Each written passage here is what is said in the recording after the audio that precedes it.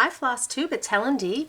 This is another finishing tutorial, and today we're going to be finishing these little trees with this little kind of stump stand so that they stand all on their own. This is a chart called The Tree Lot. It's by Kathy Haberman of Hands On Design. It was originally released in 2022 at the Jingle Ball, but this chart is now being just fully released, so your LNS should be able to get this chart for you. The Tree Lot, Hands On Design. It's a set of 3 different trees. They're all included. Kathy shows how to finish them in this cute little bucket, but I already had these little stumps, so I wanted to finish mine as little trees. So the stumps are actually place card holders, like for a wedding. So if you had a wedding and they had the table number on them, you slide it in here. I found these right on Amazon. I will put a link below to the ones that I bought, but look around because they come in different styles, different packs. I got a 12 pack. You could get a 24 pack. There's different options. So find the one that works for you. So this is a piece of wood, and then it has this drilled in. Some of them are a little crooked. That's okay. Like I have another one I'll show you that the stick was crooked, but I just made sure that it stood straight. And then the crookedness, you won't even notice. So that's those. Here's the one that we're going to work on. Like I said, there were 3 different designs. I used 14 count Picture This Plus Dusk fabric. I believe the called for is a 32 or a 16, so mine will be a little larger. When it comes to the template, if yours is a little smaller, you'll just have to adjust the sizing. Make it a little smaller so it will work for your stitching. So mine are on a 14 count. So here's the second one. I have another one that's kind of buried now, but that's kind of in progress to speed this along. So I have my stitch piece that I ironed, and then I cut a piece of fabric that we're going to use for the background. And we'll start, I have a template. I kind of made a template, traced around, made the sizing. I will link this template on my website, eastcoastcrafter.com. Again, this is for the 14 or the 28 count. If you stitched it on something smaller, you just need to adjust it, right? You just need to take a 1/4 inch off each side and get it to be what you want. So I have 2 pieces, one for the front, one for the back. And what I'm going to do first is I'm going to put batting on both sides. So I have my giant piece of batting, which at one point was for a twin size mattress. I'm now down to just a little tiny bit left. I take my pieces and I'm just putting a piece of this score tape, S-C-O-R. I get this on Amazon as well. So I can stick this to my interfacing. Not my interfacing, my batting. Words are always hard when you film a tutorial. I think I say the right thing, and then when I watch it back I realize I did not say the right thing. So then I'm just going to quick cut around these with my scissors.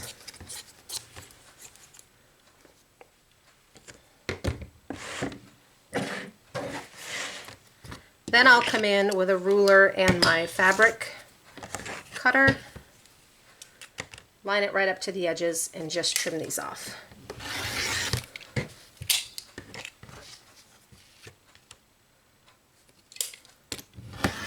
Oop. I clipped it.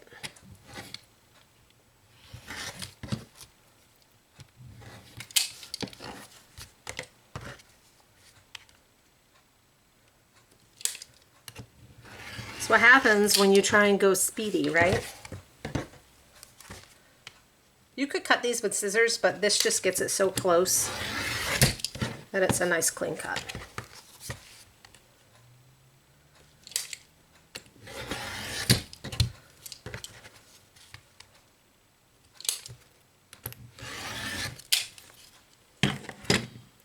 Okay.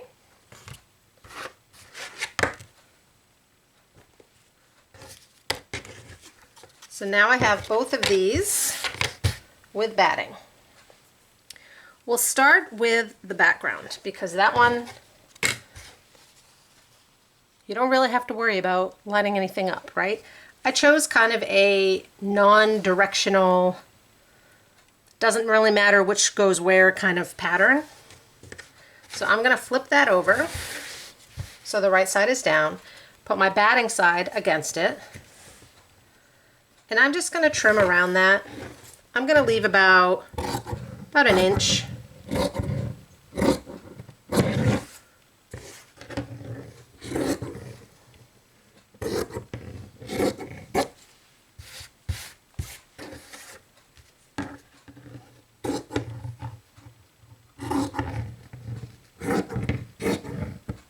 Mine might be a little less than an inch. And then I'm going to be using hot glue just for speed and ease, but you can use Aleene's glue, you can use whatever glue you like. So to get my points as good as possible, they're not going to be perfect, but when we add the cording afterwards, it's going to hide our flaws. So I'm going to put a little bit of hot glue on my bottom corners and fold this up like you're wrapping a present, right? Like you're wrapping a gift and you're doing the edges. So you just kind of fold those in, and that holds them out of the way. And I'm going to do the exact same thing with the top. Put a little glue, just bend it right over so it's out of the way. So it will kind of look like this. Now I'm going to take one of the edges, doesn't really matter. I might start with the bottom just to get it out of the way. And I'm really just going to put some glue on and flip this up out of the way.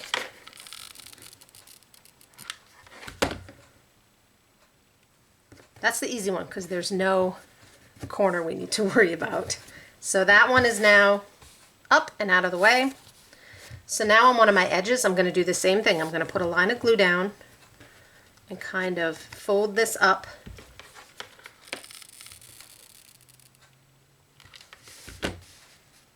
Sorry, I probably just pulled that right out of your range.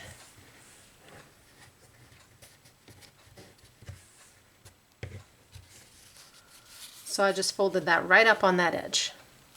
You can see down here, like my corner's not perfect, and there's a flap of extra.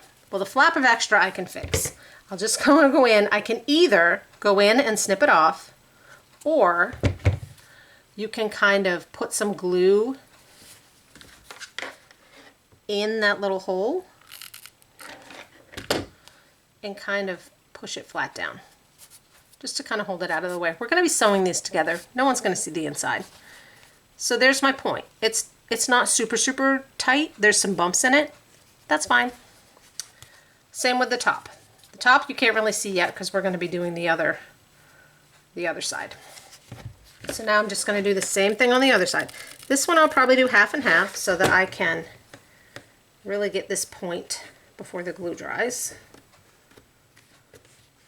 Again, we'll deal with that flap in a minute.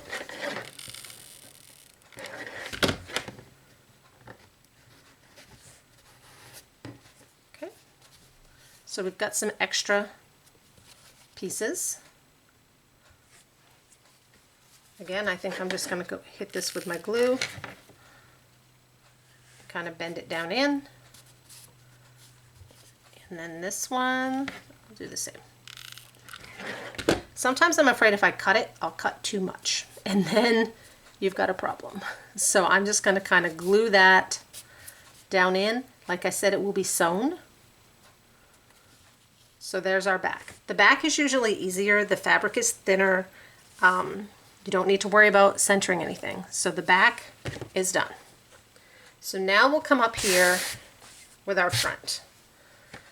So I'm going to take my batting covered piece of mat board and I'm going to line it up as best I can, and then I'm going to pick it up and hold it up to the light, which you won't be able to see, but I'm trying to just see that things are as lined up as I want them. So then to check, I flipped it over.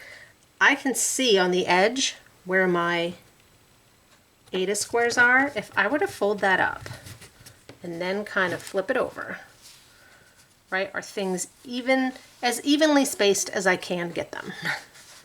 So I'll just kind of test it out a little.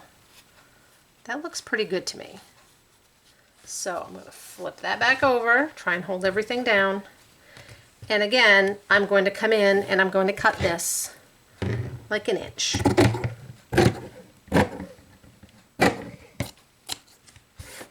Sorry, that's a little loud, but I'm trying to, I don't want to lift it.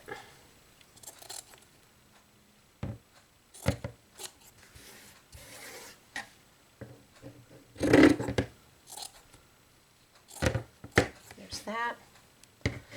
Over here on this bottom, just because there's so much, I might come in and just at an angle take some of that excess off. Now I'm going to do the same thing. Come in on the two bottom corners. Get some glue on. Fold them up like a present.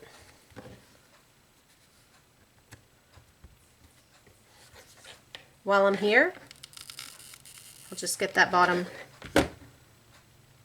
right up. Okay.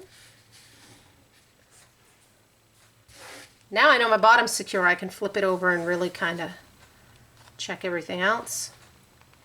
To me it looks good. So I'm going to do the same thing with the top. A little glue. Flip down my point. Then we'll come in the same way. I've got some extra fabric here that I might come in just to try and get some of the bulk out, because when you sew them together, that bulk can be annoying. So I'm going to do the same thing here where I lay a line of glue down, fold it over, try and get it before it dries. There's been a lot of glue burns when I made these today. And then I'll do the same thing over here. I'm going to cut this extra flap off. I have some extra right here. So I'm just going to, I don't want to get too close to the point, but I am going to come in there and cut some of that out. I'm going to go halfway.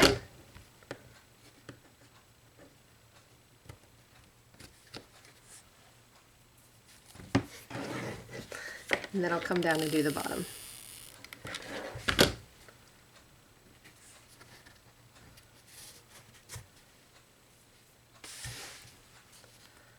So there's my piece. Now I can go in and deal with all these kind of extra bits.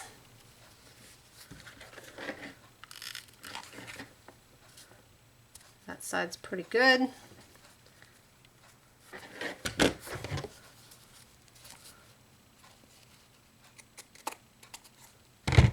Side I'll cut a little off, and then I'm just going to add a little glue where I did do the cut to kind of make sure it's good and down there.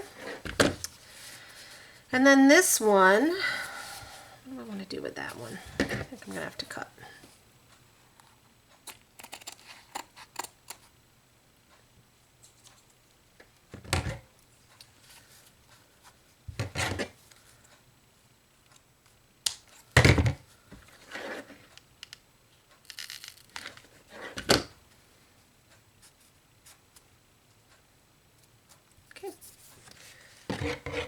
Now there's a mess everywhere.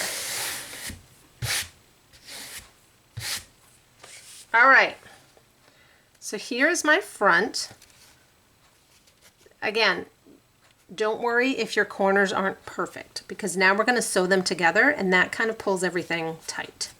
So I have my front and I have my back. The next step before we sew them is to attach our base.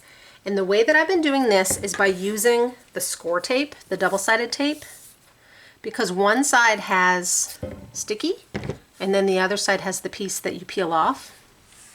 So, and I kind of have to pull this down to the edge because of the bump. I want to make sure, like I said, some of them are not quite even. There might be wrinkling.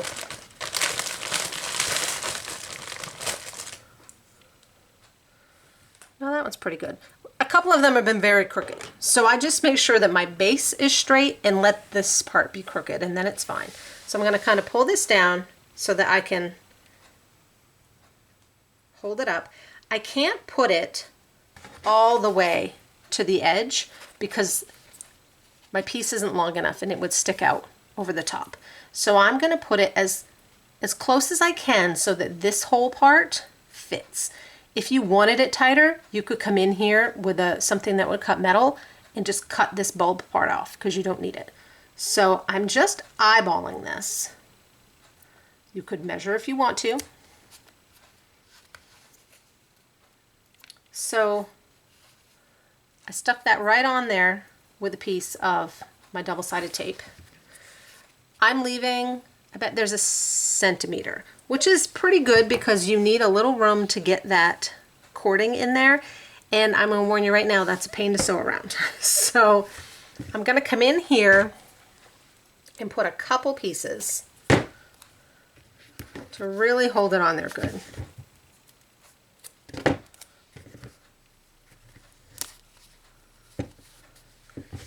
And then I'm going to take my quilting thread. This is the brand that I use, the Americana. I get it at Joann's. It's 99 cents.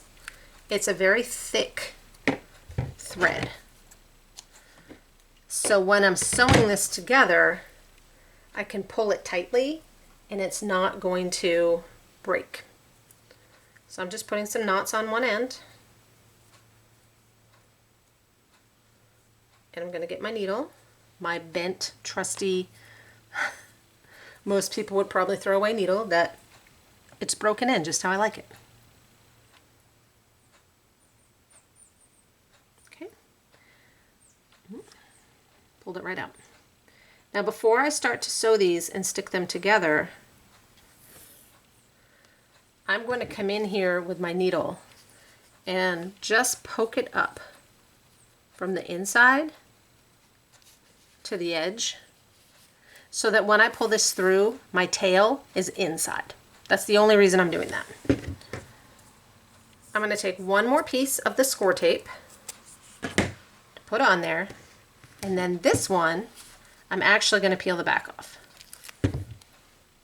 because now I can take my top and line it up to sew and give it a little squeeze, and that tape will help hold it together as I sew around. Sewing these around, there's a lot of bulk, right on the points where we have all that fabric. There's a lot of bulk. So as you sew around, those edges will be the thickest. Do the best you can. Your thread is going to show. There's no way around it. Let me get a couple in here and then I'll show you to hold it together.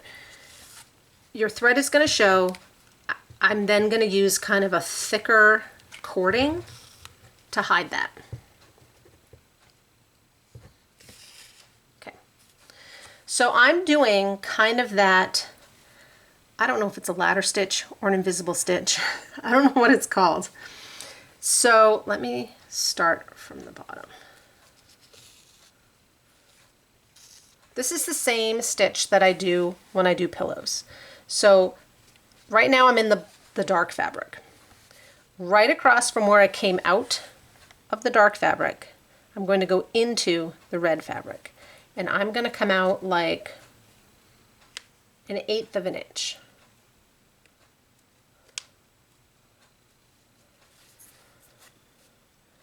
So I'm going to come out like 1/8 of an inch, pull through, and then right across from where I put that stitch in my red fabric, I'm going to go right into the dark fabric and do the same thing. Come out like 1/8 of an inch.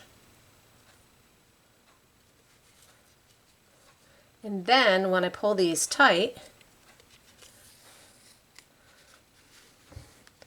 you can see my stitches, but then when I pull it, they kind of disappear, right? It's not perfect because I'm at a very weird angle. But when you pull it tight, the only part that's showing is right where you kind of crossed from your two lines. So that's how I stitch the bottom of my pillows. And it's kind of how I stitch this too. Do I need to stitch this one this way? Nope, I could just whip stitch it. We're going to cover it up. But this is just how I do it. It's also the reason that I put batting on my back piece of fabric, because that way I have a little cushion and a little wiggle room, and it's easier to get my needle in. So I'm going to come up all the way around, and like I said, when you get to the edges,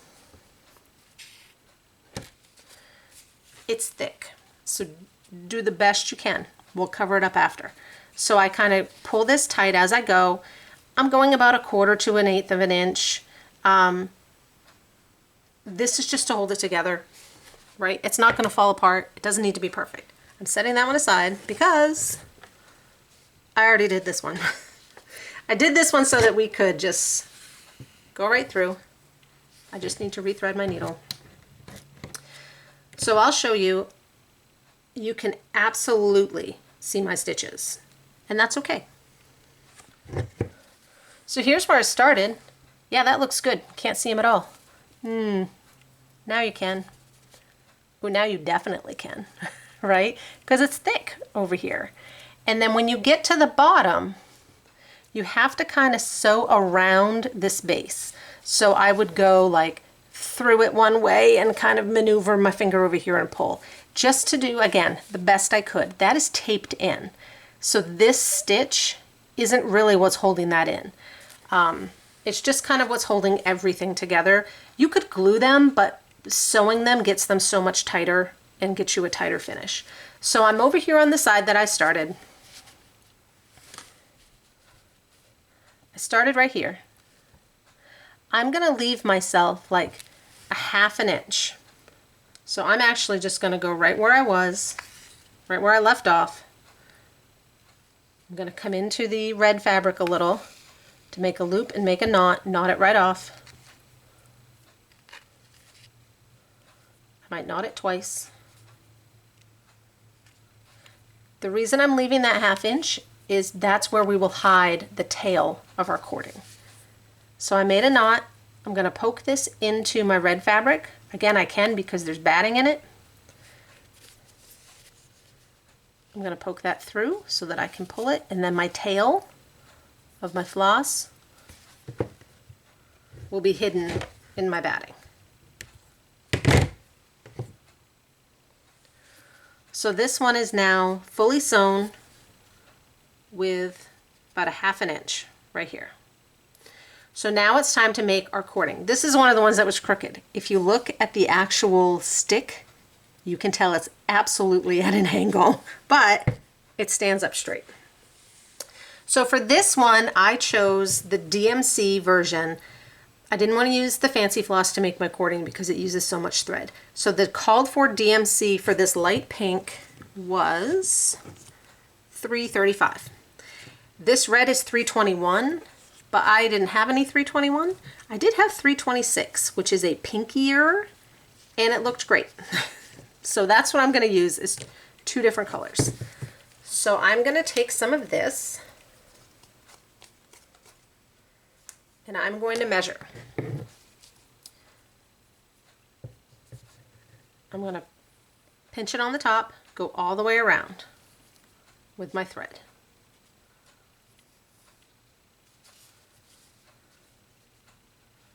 Okay, so I'm all the way around. And then I'm going to pinch that part. So here's the measurement. Now I need 4 times this length. So this part is 1.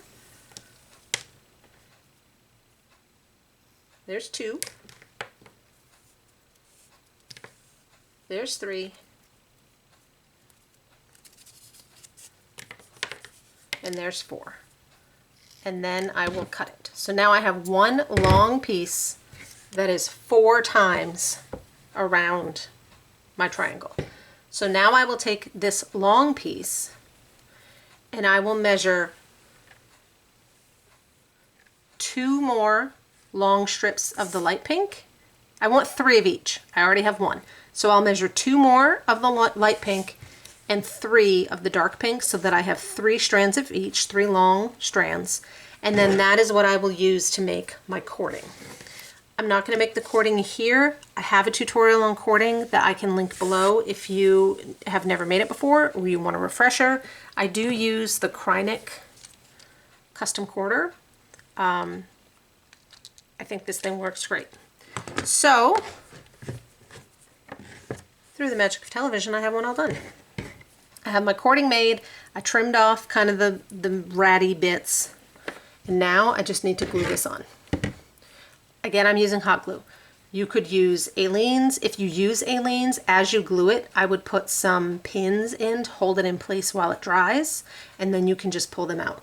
For speed of use, I'm going to use my hot glue.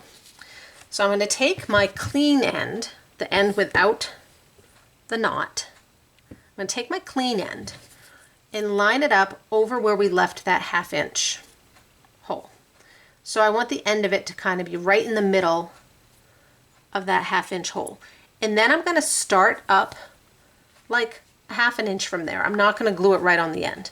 So I'm going to start up a little ways and just put a little line of glue and then set my cording right in. And I'm going to do this all the way around. And by making the cording with 3 strands, it made it a little thicker, and that is going to hide all those stitches and that thickness where we couldn't quite pull it as tight as we wanted.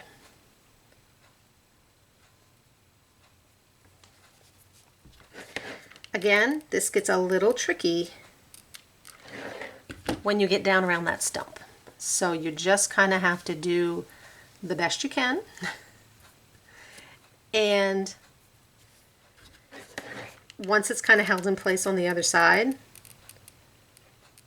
you don't notice as much if you didn't get it quite attached everywhere.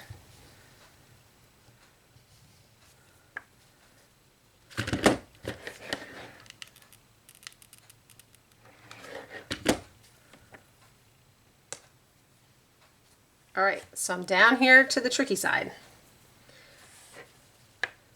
So I found it easiest to kind of hold the cording ahead out of my way on the front.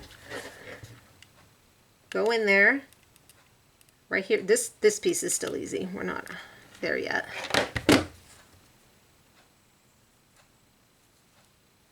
And the other thing I had handy for this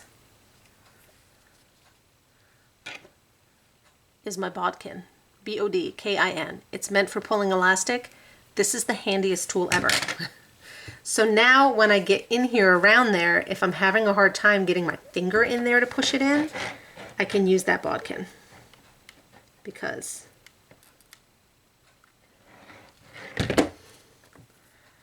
I can kind of hold it over here and then use my bodkin to squish it down.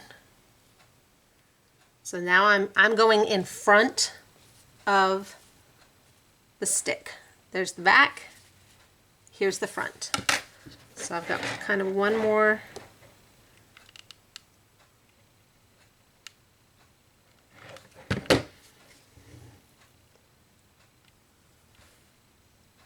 I was a little heavy-handed with the glue right there, but again, that's okay,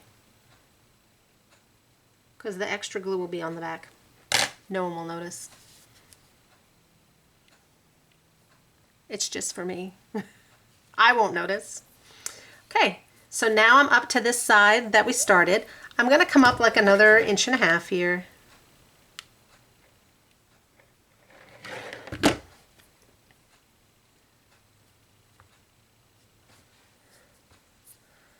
And then the last little thing we need to do, I'm going to take a little scrap of one of the 2 colored flosses, just one strand. I'm going to separate it and just do one strand. And I need to tie this off so that it won't unravel. So right here, this is where our little nub is, right, our little end. So I want my knot to be just about where that is, if not just a little past it. So I'll show you once I get it in there.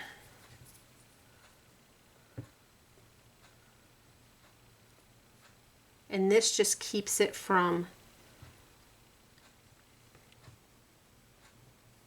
unraveling. I'm going to do a full knot. So here's my end.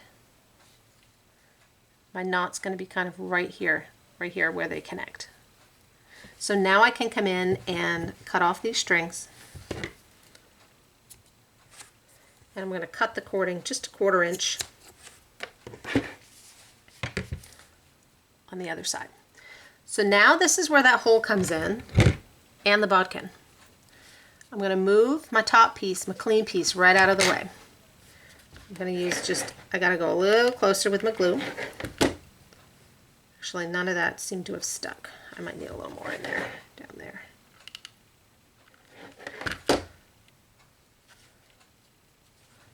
Okay, I went a little closer with my glue. Now I'm going to take my bodkin and poke with my flat end, poke this knot and all the bits down in that hole. Takes a little, once you get it started, hold on, I'm kind of at a bad angle. I snagged it, but I think I can salvage. Ah.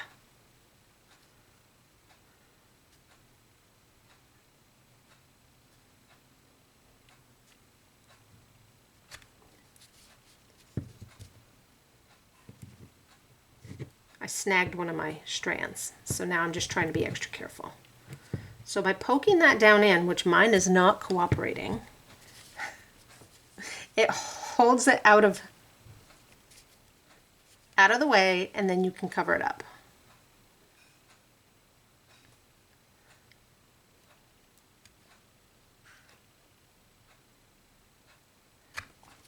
I swear it is usually not this difficult.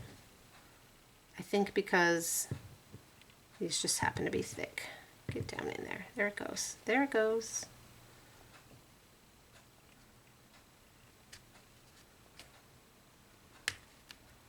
Okay. Whew.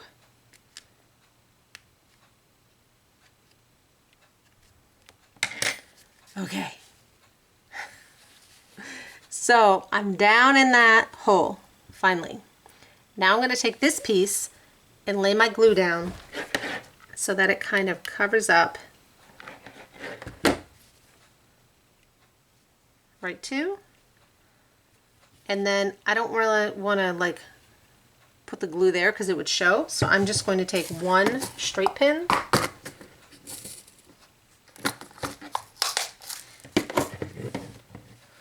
kind of put it right in this little knob of my knot and push it down in, and that will hold it in place without being super obvious. If you really look, you can tell. And that is done. That is tree number 2. So just to show you the 3 trees, this one I need to finish obviously. So that's what the first one looks like. These are the 3 different designs in that chart pack. I went with a green fabric on this one and then red on the other 2. And then the other thing, if you wanted to, if you had a Jabco pin set with a star, or you wanted to make a pin with a star, sorry, I don't have one with a star handy, but I have one with a cardinal. You could come in the top. Now this might take a little kind of gentle forcing because there's a lot of glue up in there. So just gently, I'm not pushing on the base because I don't want to pop that tape. You could come in here and add a little star or something to the top of your tree. I hope that made sense and works for everyone. If you wanted them different heights, right, you could leave more of the base showing if you wanted one a little higher. Mine aren't perfectly the same, and to me that's fine, right? This one has a little more of my post showing than this one does. I probably won't display them all together. They'll probably be mixed around, so to me that's fine. I hope this was helpful. This was a really fun chart to stitch. I'm glad that it's being released to everyone, And I'll put the link to these, but search around because you might find something that you like better. This is just an idea to build off. Hope this was helpful, and I'll talk to you later.